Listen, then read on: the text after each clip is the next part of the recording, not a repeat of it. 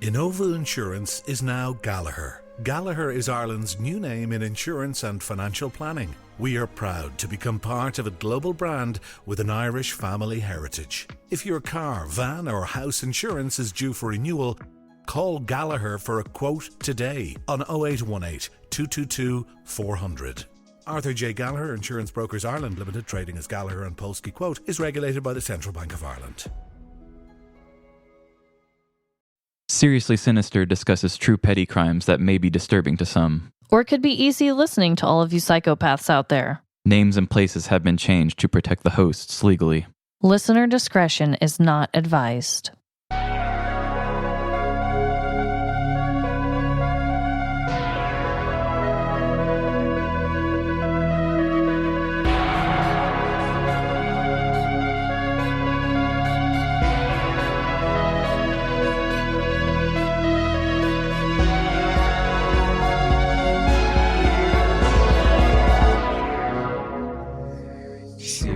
Sinister.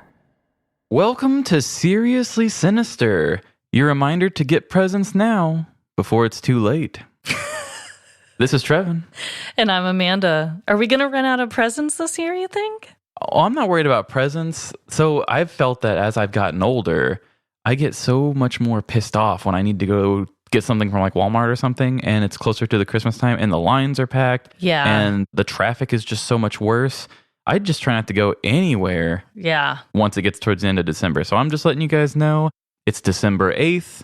Get it now before the next week or two it's terribly packed. Yeah, you don't want to be out there, everyone. I imagine this is probably going to the men. Do your shopping. Yeah, seriously. We're giving you a little bitch slap through the mic. So, Trevin, what is your dreadful dilemma this week? My dilemma has to do with doing things ironically. Oh, okay.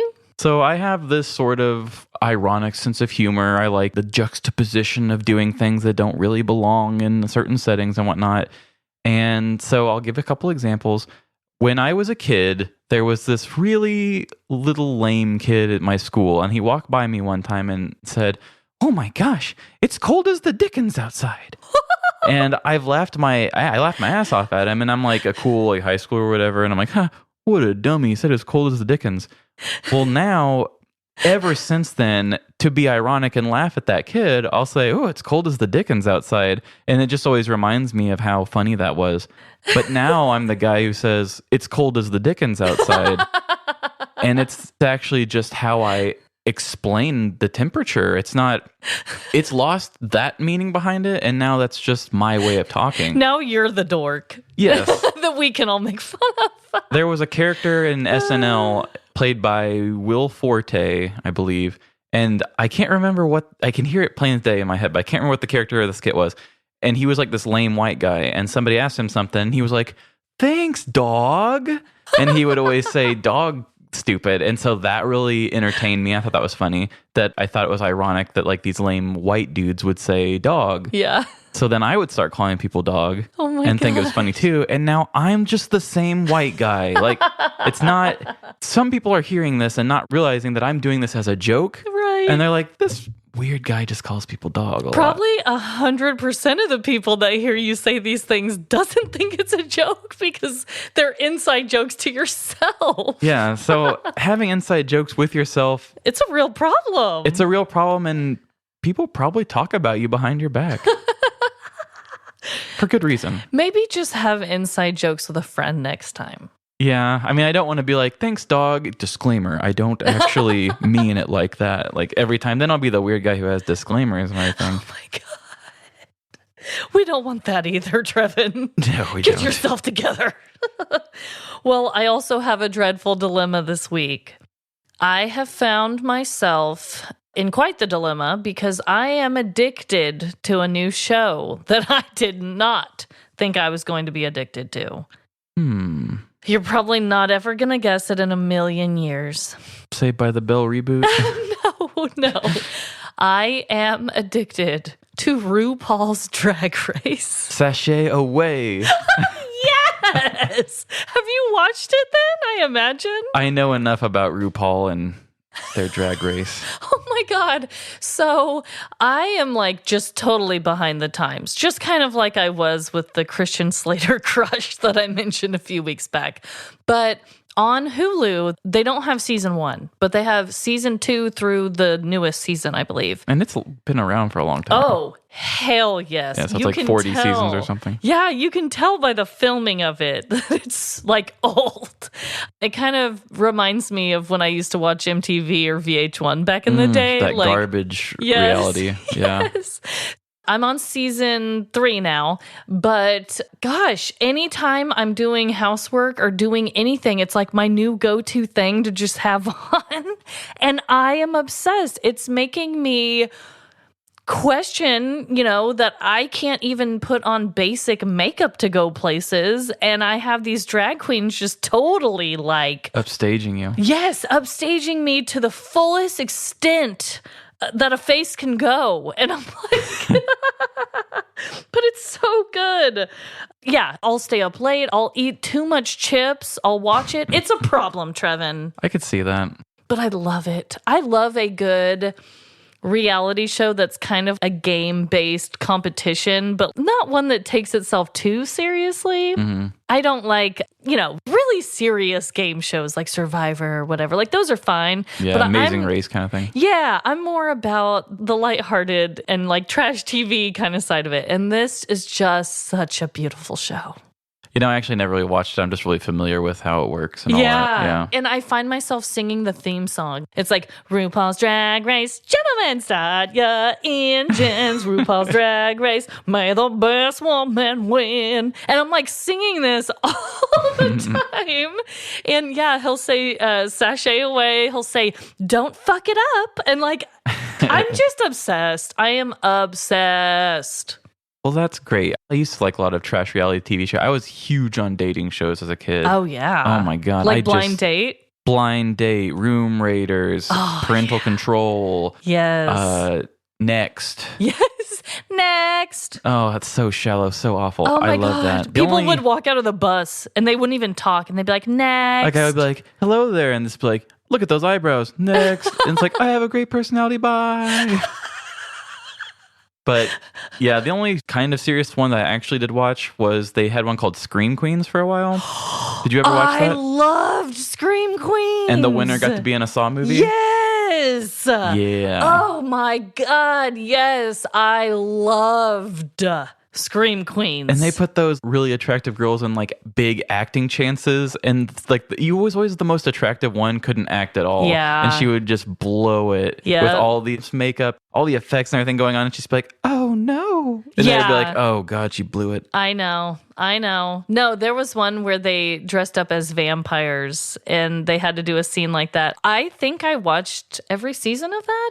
I wonder if you can watch that somewhere. I don't think I ever actually watched the very last season because I think they did 3. Yeah. And I don't think I watched the third one. Okay. I think I maybe did watch all 3. I remember those being on during the summertime when I still lived with my parents. Like, it was a while back when I watched it. And oh my God, yes, Trevin, that's the kind of shows I live for. Yeah, and one of the judges in the first season was James Gunn, who was the guy who directed like Guardians of the Galaxy and stuff. It was before he was, well, I mean, he had like some small movies, he had like Slither, but this was before he was like a huge household name. So it's really funny to think that he did judge. He was a judge on a show like that before he got Disney big. Dude, that's freaking amazing. We all got to start somewhere, right? That's right. I would love to start there. Oh, Scream Queen, such a good one. All right, so how about we play a game of Would You Rather?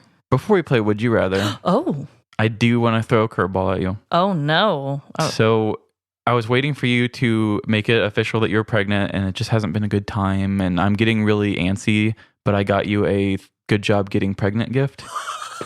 You did?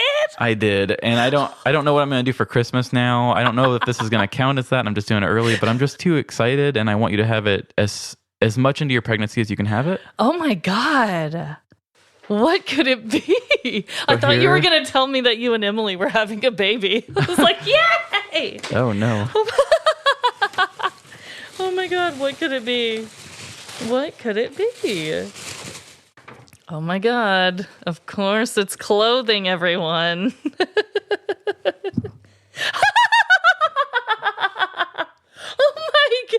God.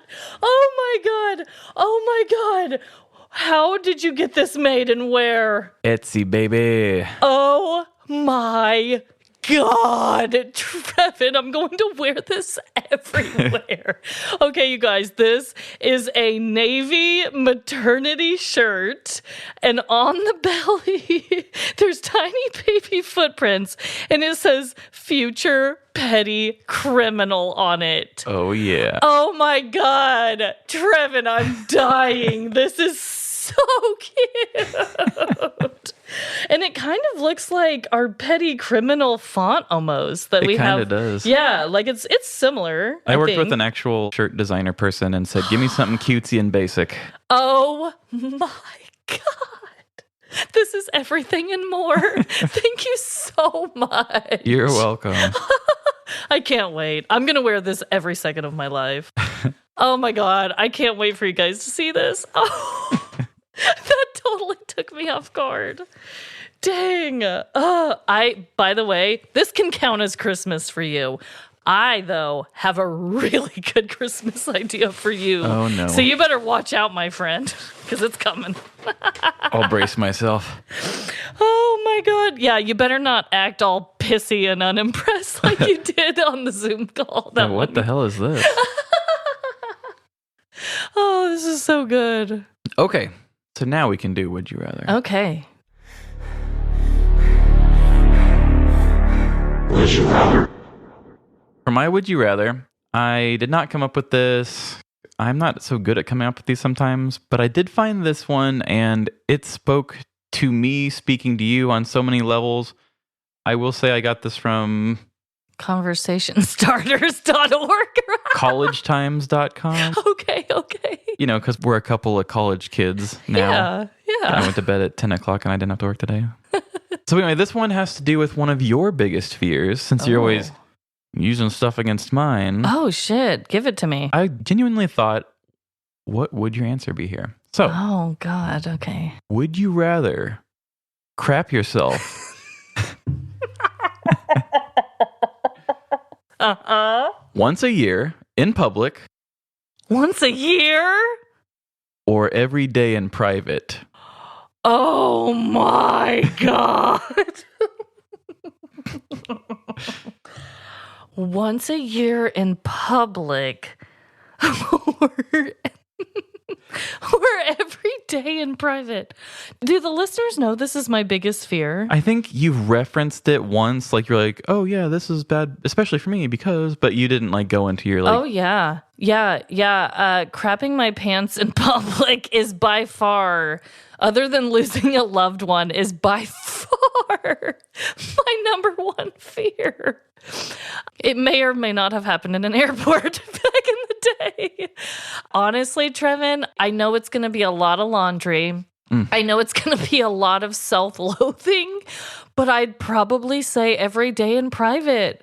Doing it in public is so bad. I feel like for the sake of this question, it's like, in public, you can't choose when and where and why and how and how noticeable it'll be. And I don't know, man. I might just have to do it alone every day.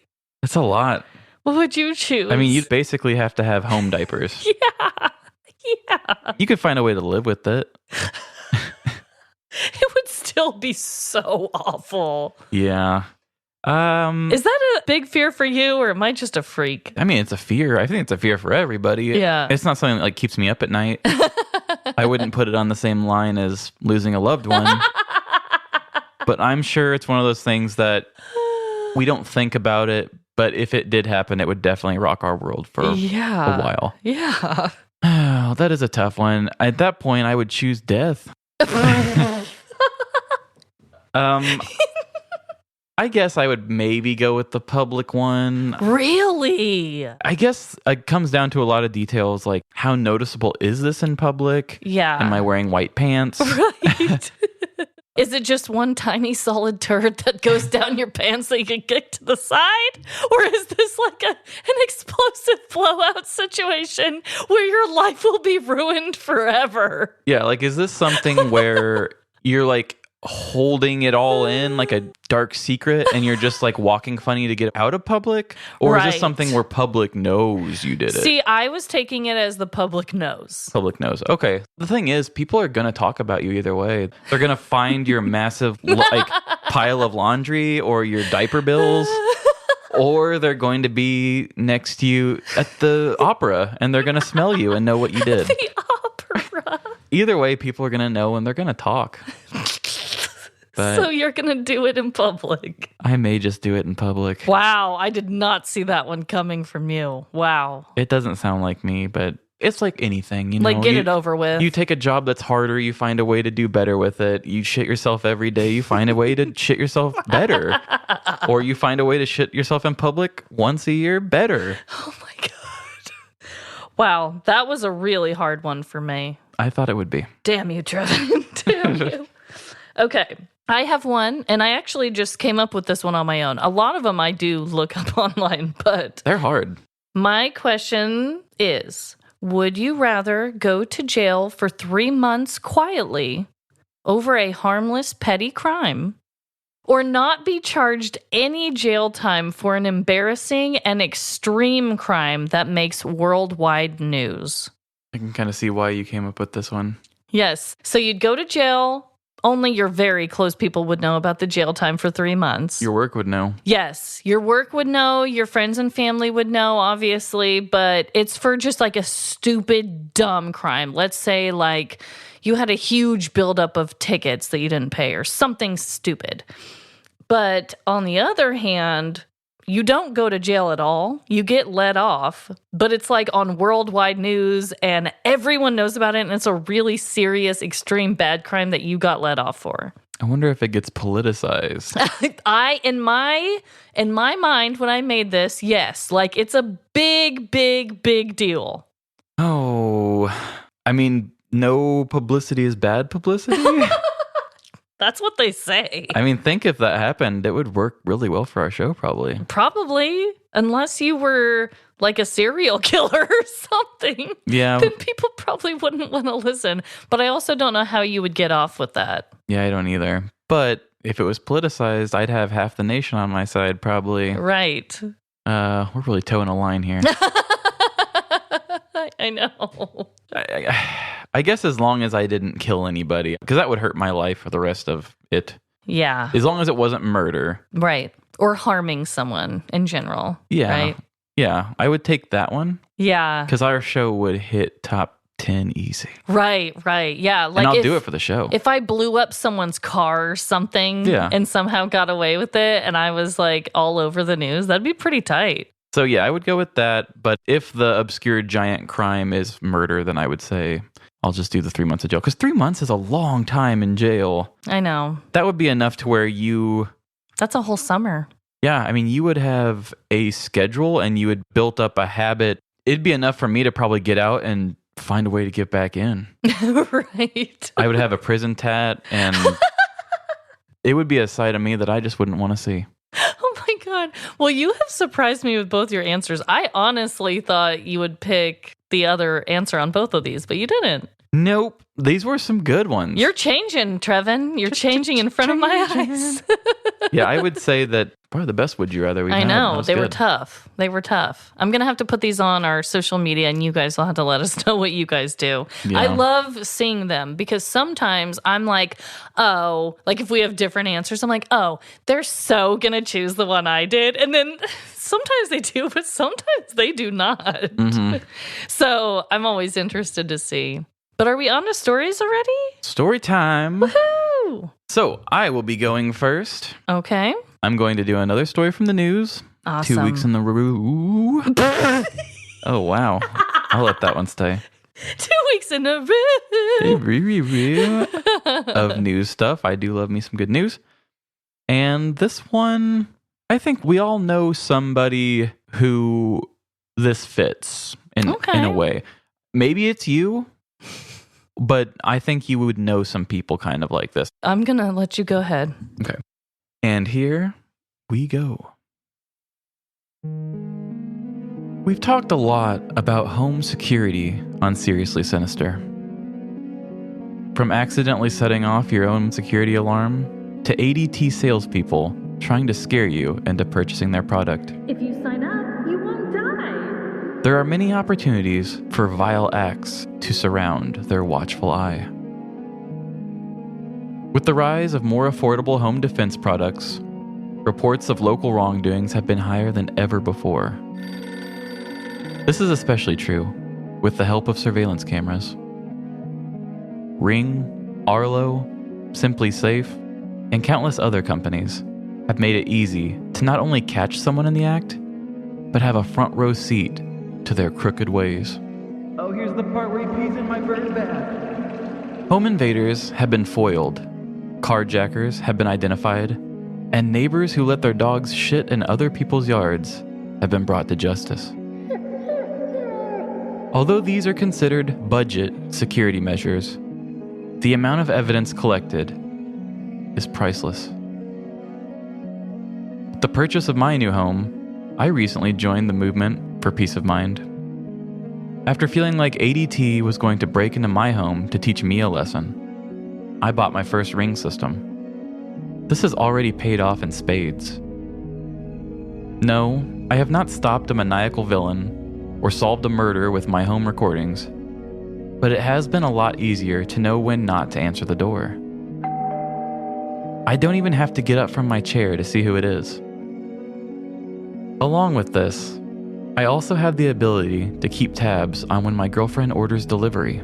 DoorDash again? Leave me alone. It really helps me keep track of where our spending is going. But sometimes, your video doorbells can catch some of the most atrocious acts. These are the kinds of images that will scar your mind and live rent-free in your head forever.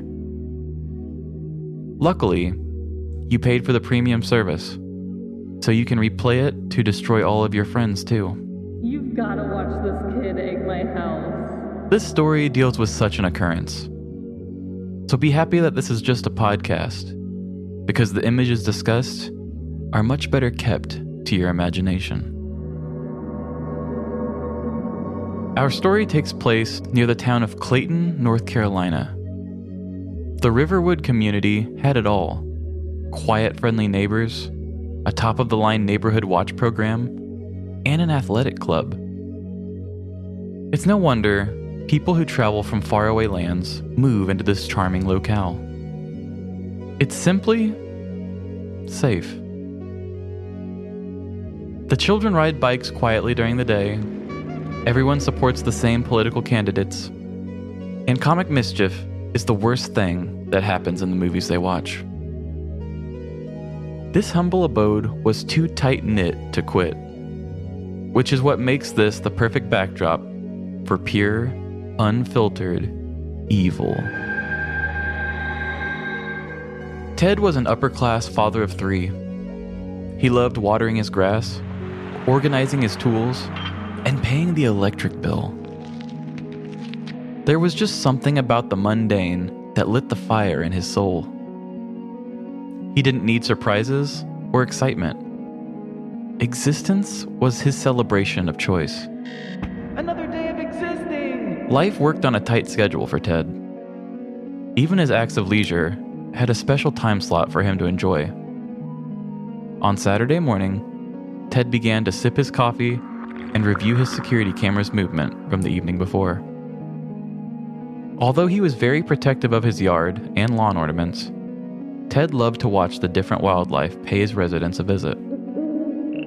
He liked to pretend to himself that all of these local animals were stopping by to admire what a good job he did with his yard. Great job trimming the shrubs, Ted. As his camera feed slowly transitioned to night vision, and the timestamp showed 1 a.m., that's when Ted lost control of his motor functions. Gasping for air and dropping his cup of coffee, he could not believe his eyes. There, on his 2,160-pixel 4K display, was a pantsless man wandering across his yard. Ted was hoping to spot a wild animal, but a trouser snake was not at all what he was expecting. He quickly rewound the video capturing screenshots of the partially nude walker and posted them to his Nextdoor app. "Not in my neighborhood," Ted said to himself as he typed up a warning to the rest of the neighborhood. Due to an unfortunate incident in a men's room, Ted had moved to this community hoping to escape those images. He was sold on the promise that this township was so vanilla that no one had genitalia. It seems the sins of Ted's past had finally caught up with him. One by one, more posts would appear with similar screenshots. One even dubbed the man the Pantsless Prowler. The Riverwood community had been flipped upside down. Parents would keep their kids home from school, the neighborhood watch would work overtime, and there was a curfew set. If there was a maniac on the loose who took fashion tips from Winnie the Pooh, no one was going to give him the satisfaction of viewing his doodle. Every night, the Riverwood parents would triple lock their doors, hold their children extra tight, and safely keep an eye on their ring systems. With the neighborhood watch on speed dial, everyone was ready to capture the bare-assed pedestrian and bring him to justice.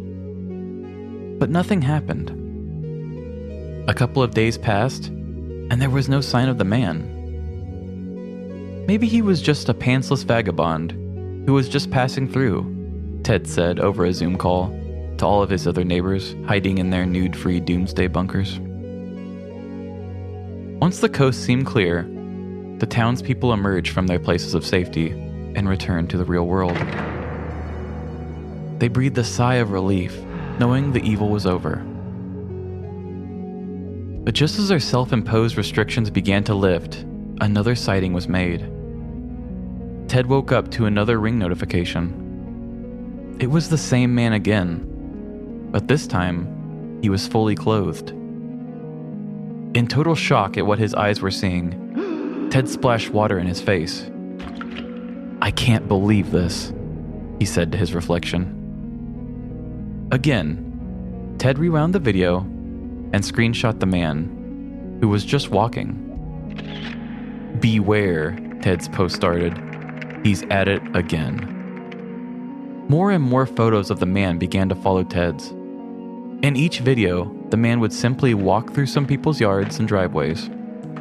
He would not peer into home windows, check to see if doors were unlocked, or make any attempt at getting into cars. The suburban group went right back into frenzy mode. The police were notified, and the group of neighbors were filled with fear all over again. Throughout the weeks, more and more sightings of the man were captured, but no one ever seemed to catch him in person.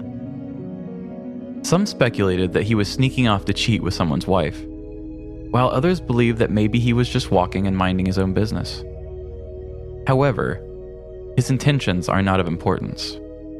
What is important to the people of Riverwood is that someone is doing something that they did not approve of or understand.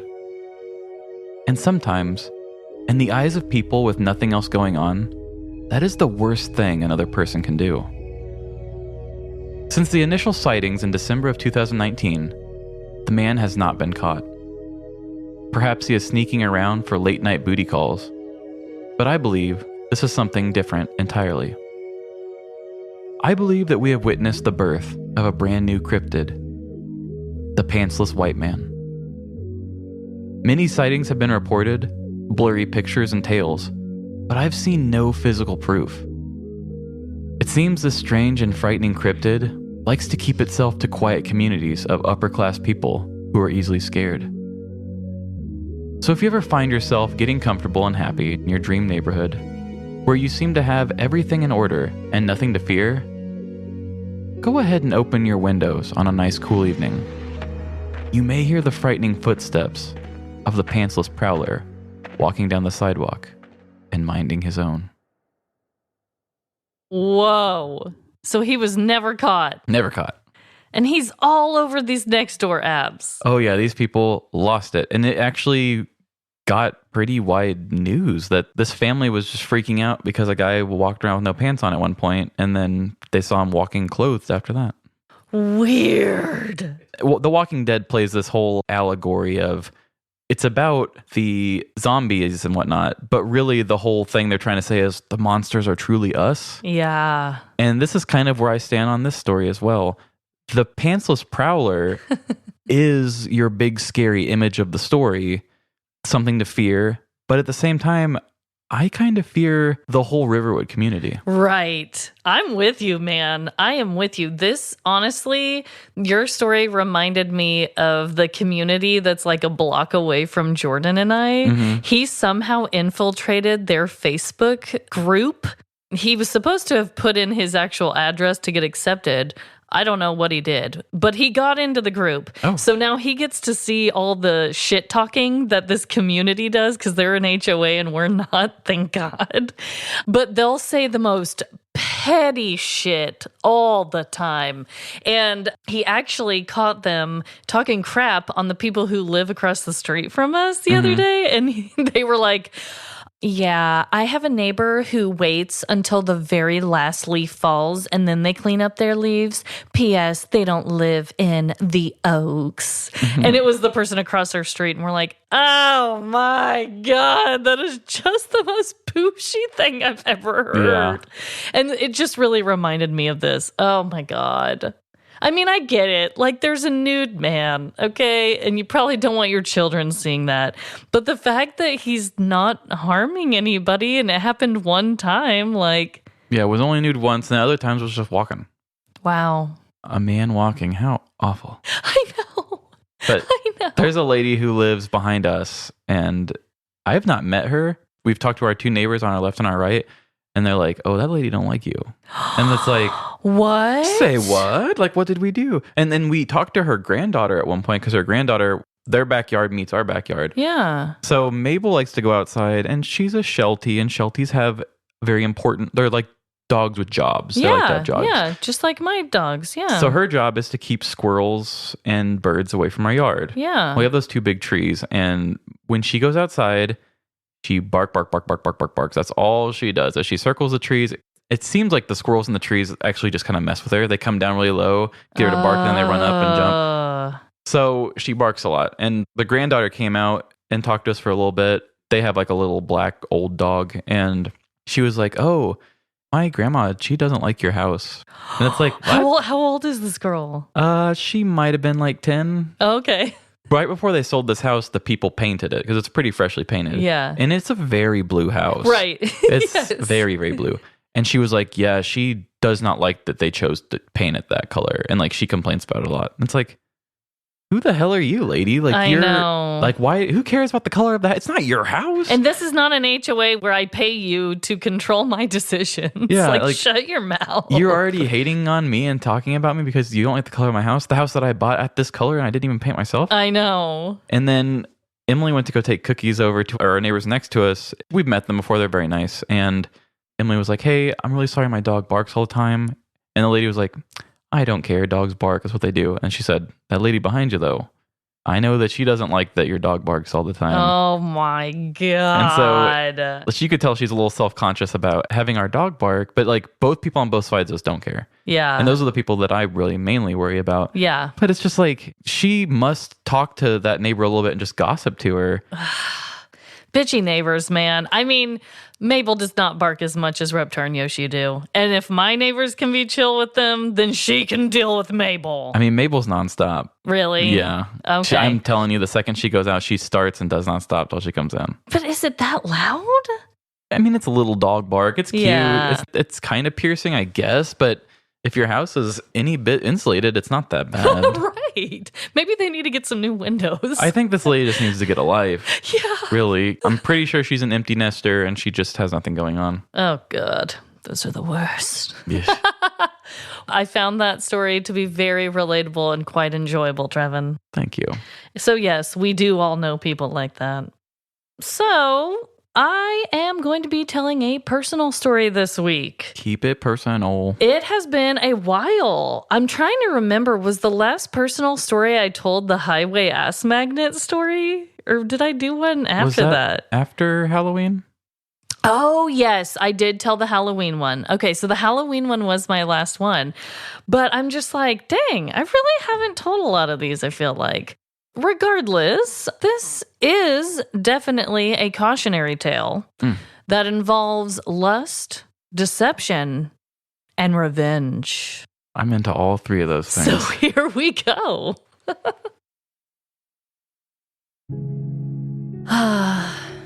Young love. The all-encompassing feeling that you need the person you're dating to continue living. That without them holding your hand, your heart will stop beating and your lungs will cease to expand. You spend your nights on the phone talking for so long that you both fall asleep listening to each other breathing and snoring. When you are together, you stare into each other's eyes for so long without blinking that your eyes begin to burn. But this doesn't faze you because you are in love. This is how 14-year-old Amanda once felt, as much as I hate to admit it now. I was dating my very first boyfriend, who quickly became my first love. For the sake of this story, we will call him Rasputin. I fell for Rasputin. Hard. I first saw him at a wrestling tournament, since he was from another school. At first, one of my frenemies was interested in him, but I couldn't help but stare. He was one of the cutest boys I had seen in person at that time. And eventually, he confessed that he actually wanted to be with me. In my mind, the relationship was going well. He would shower me with loving compliments and then start punching walls when he saw me talking with one of my guy friends. We would get all dressed up for a school dance, and then he would leave me on an abandoned country road in the middle of the night. You know, super healthy behavior. I love you. But at that time, I didn't see the red flags that I do now as an adult. Back then, I thought Rasputin and I would be together forever. At this same time, I had become extremely close to one of my classmates, who I will call Sandra. Being around Sandra was always fun. She was someone that I felt like I could let out my inner dork with. I remember constantly giggling with her over the weirdest shit. Diarrhea. One weekend, Sandra and I stayed the night at another mutual friend's house and decided that we should sneak out and go to a party. There was always a party in our small town, either in a field or by a lake. On this particular evening, it happened to be lakeside. I was so excited to go to the party, and Rasputin was going to meet us there. As soon as we arrived, a bonfire illuminated the surrounding trees, and hillbilly music filled the night air. We were immediately offered drinks, and the party had begun. Drinking, dancing, and streaking were the main activities of the evening as I drank the night away with friends, classmates, and Rasputin. The night began to blur for me, as I was probably 3 drinks deep with the tolerance level of a roly-poly. I laid down in the back of a friend's car to rest, as the hillbilly tunes soothed me to sleep. My slumber was rudely interrupted by police sirens, as the party-goers quickly spread out and ran away. Luckily, my friends and I made it back to our sleepover safely and drunkenly, without an arrest, and we fell fast asleep. The following Monday back at school started out fairly normal, as people laughed and talked about the lakeside party. Because this was one of the first parties I had ever attended, I felt a sense of pride that I too could discuss the event. I was there too. My pride was suddenly turned into rage, however, as I entered my last class of the day. People weren't only talking about the party over the weekend, they were also talking about my precious Rasputin. A few of my classmates cautiously approached me as they informed me that Rasputin had made out with someone else that night as I enjoyed my backseat car nap. I couldn't help but let out an aggressive, "What?" in the middle of my quiet classroom. I had so many questions. How? Why? And most importantly, with who? I was filled with rage as I stomped towards my locker at the end of the day.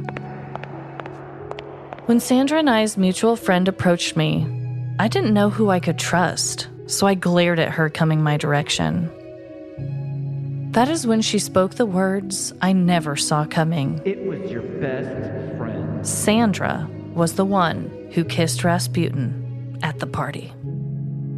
It was almost as if time stood still, as all the sounds around me became muted and distorted. I was filled with teenage hormones and betrayal unlike I had ever experienced. I made it home and immediately called Rasputin to end our 1.5-year relationship. I was so emotionally drained that when Sandra came knocking at my front door to apologize, I was in a zombie-like state. For some odd reason, I believed and accepted Sandra's apology that day. I even gave her a hug. But as the night went on, my head became clearer, and my blood began to boil. The next day at school started with my first class, Spanish. As my alcoholic Spanish teacher went on a long rant about the movie The Rundown, 2 of my classmates scooted their desks closer to mine. "That is seriously messed up about Sandra and Rasputin," one of them said. "Yeah, isn't she one of your best friends?" asked another. I began gripping tightly into my water bottle as my heart began to race and body temperature began to rise. "What are you going to do to her?" they asked me. I had felt silly for letting Sandra think all was forgiven the night before. I was embarrassed that everyone knew. And why the hell wouldn't my Spanish teacher stop talking about the rock? Oh, I just want to rub those biceps. The bell rang as I charged out of the classroom and straight towards Sandra's locker. The area began to fill with students as Sandra approached me. Everyone formed a circle around us, as I'm sure I had the look of a crazed loon all over my face. Without a plan in my mind, I spoke and acted on pure emotion. "How dare you make out with my boyfriend?" I yelled. Then I unscrewed my water bottle, lifted it over Sandra's head, and dumped the entire contents on top of her. Weirdly, Sandra's response was to say, "Is this Mountain Dew?" The kids surrounding us gasped, clapped, and laughed. But I didn't care about them, as I shoved my way through the crowd to hide out in the girls' restroom. Even though I was always a drama queen, this was by far the biggest soap opera moment I had ever personally been a part of. I splashed cold water on my cheeks before I reluctantly made it to gym class. I wasn't in class long before the school's intercom started blaring. Amanda Hatfield, please report to the principal's office. Amanda Hatfield. I walked out of the gym as my classmates let out a chorus of oohs. Our principal at the time was a very serious-looking man. He always reminded me of an older and more intimidating version of George W. Bush. I had never spoken to him before, so I had no idea what this conservative and deadpan man was about to say to me. I nervously walked into his office and sat down in the chair across from him. There was a brief silence between us as the principal cleared his throat. "I understand there was an incident with a water bottle and Sandra earlier today." I gulped as I prepared for my impending suspension. But the principal continued on. "I just wanted to call you in here to check on you. Back when I was close to your age, my girlfriend cheated on me with a friend. It tore my heart apart." I couldn't believe that the George W. lookalike was trying to relate and comfort me. Him and I talked for a good while about betrayal and relationships before he let me go back to gym class without punishment.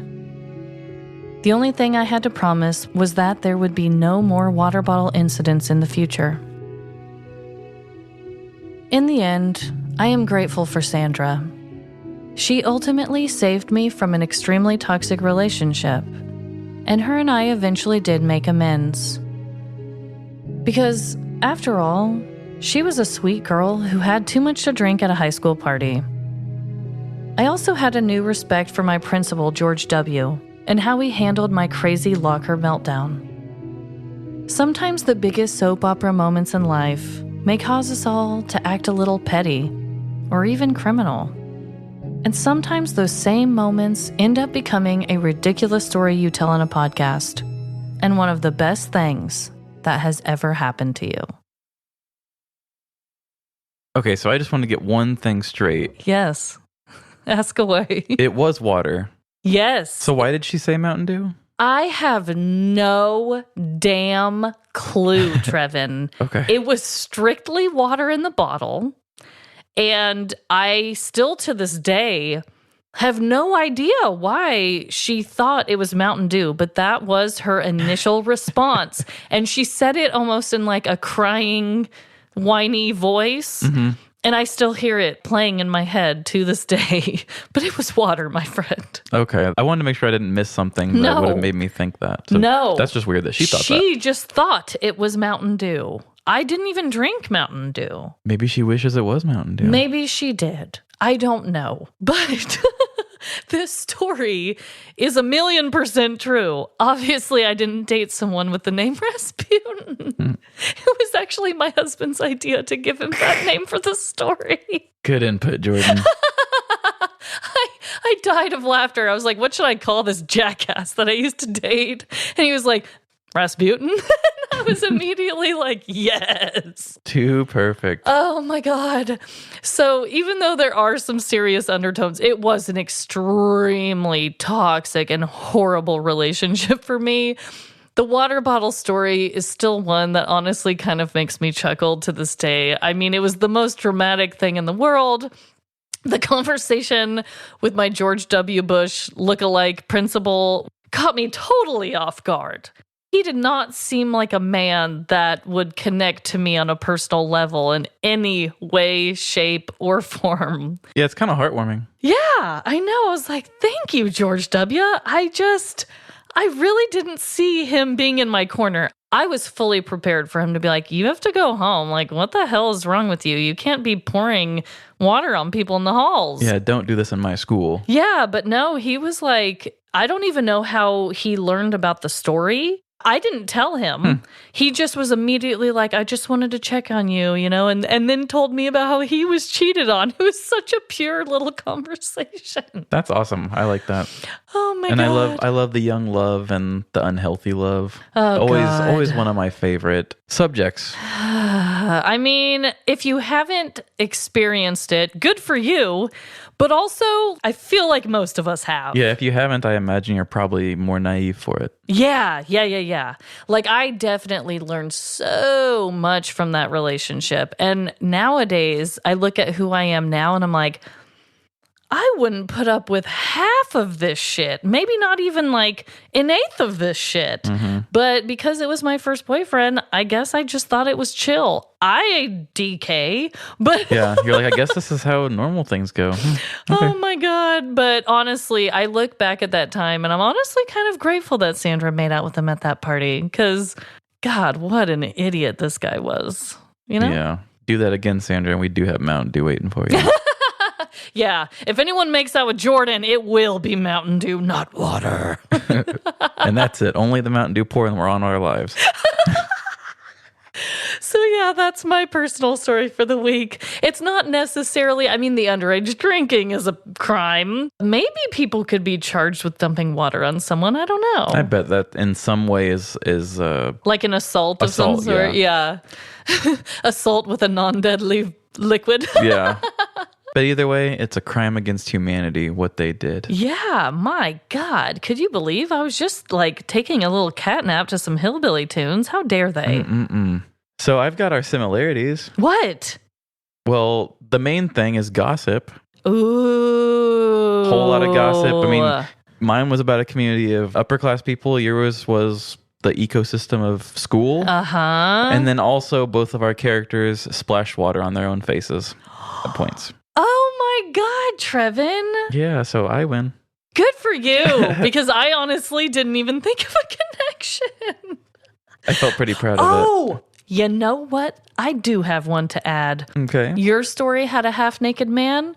My story had streaking at the party. All right. There we go. We're just so connected over here. Nudes, gossip, and splashing water.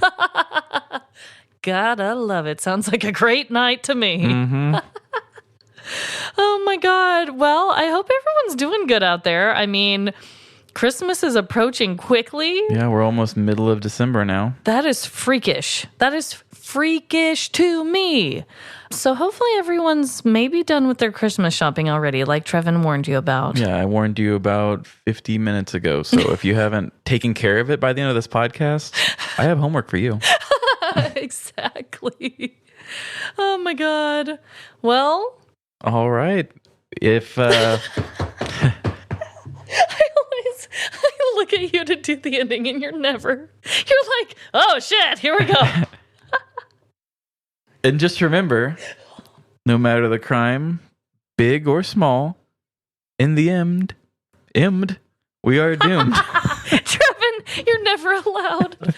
You are never allowed to do the ending credits ever again. I have dropped the ball. But in the end, my friends, we are all doomed. Doomed. Bye. See ya. Should we do that? Thank you for listening to Seriously Sinister. If you have a true petty crime story to share, please email us at seriouslysinisterpodcast@gmail.com or send us a Facebook message. If you would like to support our show, please subscribe and leave us a 5-star review. Also, tell your friends about this podcast. Follow us on Facebook and Instagram at Seriously Sinister Podcast. And on Twitter at SeriouslySinPod. Shout out to Trevin for writing all of the original music you hear and for producing our show. Follow him and his music at Fiesta Maiden on SoundCloud, Spotify, and Facebook. And credit to Miranda Lucas for our awesome logo. You can find her on Instagram at MirandaLucas26. All stories are written by myself and Trevin, and all stories are based on actual, true petty crimes.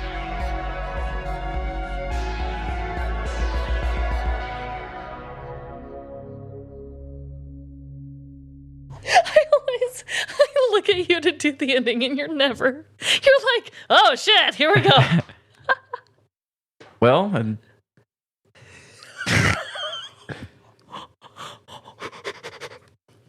yep. I'm just gonna rock here in my seat for a second.